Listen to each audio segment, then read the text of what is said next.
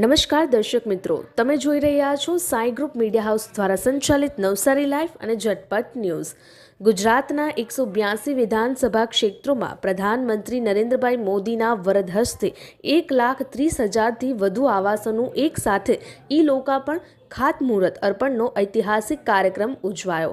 ત્યારે વિકસિત ભારત વિકસિત ગુજરાતની નેમને સાકાર કરતા વડાપ્રધાન નરેન્દ્રભાઈ મોદીએ બનાસકાંઠાના ડીસા ખાતેથી ₹2,993 કરોડના ખર્ચે 1,31,450થી વધુ આવાસોનું વર્ચ્યુઅલ માધ્યમથી લોકાર્પણ અને ખાતમુહૂર્ત કર્યું હતું।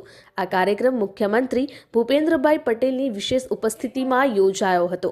ગુજરાતના 182 વિધાનસભા ક્ષેત્રોમાં યોજાયેલા સમાંતર કાર્યક્રમમાં રાજ્યભરમાં આવાસ યોજનાના લાભાર્થીઓ અને તેમના કુટુંબીજનો સાથે નાગરિકો મોટી સંખ્યામાં સહભાગી થયા હતા, જે અંતર્ગત નવસારી જિલ્લાના જલાલપુર, ગણદેવી, વાંસદા અને નવસારી વિધાનસભા વિસ્તારમાં યોજાયેલ સમાંતર આવાસ લોકાર્પણ કાર્યક્રમોમાં કુલ 3,055 આવાસોના લોકાર્પણ કાર્યક્રમો સંપન્ન થયા હતા। આ કાર્યક્રમના ઉપલક્ષમાં નવસારી કૃષિ યુનિવર્સિટી ખાતે જલાલપુરના ધારાસભ્ય આર.સી. પટેલની ઉપસ્થિતિમાં પ્રધાનમંત્રી આવાસ યોજનાના 350, પ્રધાનમંત્રી આવાસ યોજના શહેરીના 13, હળપતિ આવાસ યોજનાના 132 આવાસો, ડોક્ટર આંબેડકર આવાસના 1, બધું જ મળી કુલ 496 આવાસોનું લોકાર્પણ કરવામાં આવ્યું હતું। તેમજ નવસારીના ધારાસભ્ય રાકેશ દેસાઈની પ્રેરક ઉપસ્થિતિમાં રામપાટી પ્લોટ ખાતે યોજાયેલ કાર્યક્રમમાં પ્રધાનમંત્રી આવાસ યોજના ગ્રામીણના 246, પ્રધાનમંત્રી આવાસ યોજનાના 49, હળપતિ આવાસ યોજનાના 197, ડોક્ટર આંબેડકર આવાસના 1, બધું મળી 493 આવાસોનું લોકાર્પણ કરવામાં આવ્યું હતું। ત્યારે નવસારીના ધારાસભ્ય રાકેશ દેસાઈ શું કહી રહ્યા છે, આવો આપણે સાંભળીએ। આજનો દિવસ ગુજરાત માટે, ગુજરાતના લોકો માટે અને ભારતીય જનતા પાર્ટીના પરિવાર માટે, ગુજરાતના સરકાર માટે એક ઐતિહાસિક દિવસ છે। ગુજરાત અને દેશના પનોતા પુત્ર એવા માનનીય વડાપ્રધાન શ્રી નરેન્દ્રભાઈ મોદીજીના વરદ હસ્તે લગભગ 3,000 કરોડ રૂપિયાના ખર્ચે 1,31,000 આવાસોનું લોકાર્પણ અને ખાતમુહૂર્ત બનાસકાંઠાના ડીસા ખાતેથી થયું। ગુજરાત માટે આ ઐતિહાસિક દિવસ એટલે છે કે 3,000 કરોડ રૂપિયાના આવાસોનું લોકાર્પણ કે ખાતમુહૂર્ત થયું હોય એવો આજે ઇતિહાસમાં પ્રથમ દિવસ છે। અને આ કાર્યક્રમ ગુજરાતના સમગ્ર 182 વિધાનસભા સીટ પર થયો। સમગ્ર 182 સીટ પર આ કાર્યક્રમ દરમિયાન લાખો લોકો નરેન્દ્રભાઈ મોદી સાહેબ સાથે સીધી રીતે જોડાયા અને નરેન્દ્રભાઈ મોદી સાહેબે લાભાર્થીઓ સાથે સીધી વાતચીત કરી, લાભાર્થીઓને લાભો અર્પણ કર્યા।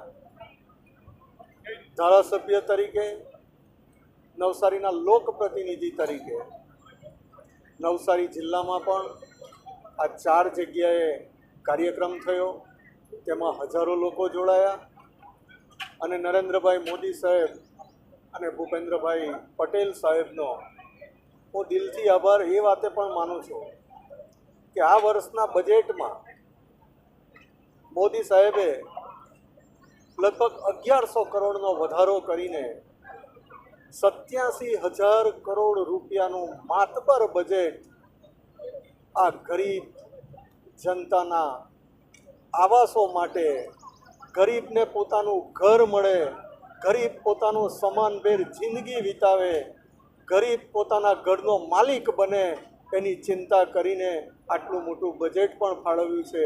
એ બદલ નરેન્દ્રભાઈ સાહેબનો હું દિલથી હૃદયપૂર્વક આભાર માનું છું। અસ્તુ ભારત માતા કી। हर दिवस एक पर्व है, चलिए मिलकर एक पर्व मनाएं। जिन्होंने हमें दिया जीवन, उनके लिए एक दिवस मनाएं।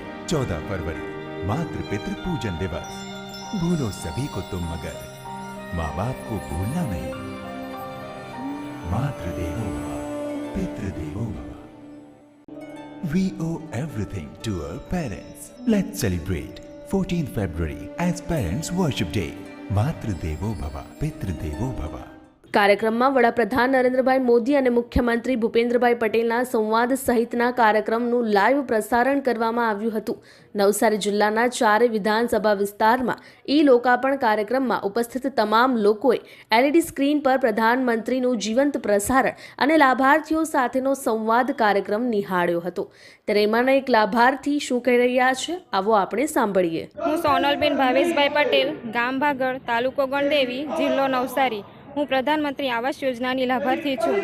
અમે પહેલાં કાચું મકાનમાં રહેતા હતા, અમને રહેવાની તકલીફ પડતી હતી અને અમારી પરિસ્થિતિ પણ એવી ન હતી કે અમે ઘર બનાવી શકીએ। આ વાતની જાણ મેં સરપંચ સાહેબને કરી અને એમણે મને પ્રધાનમંત્રી આવાસ યોજનાનો લાભ અપાવ્યો।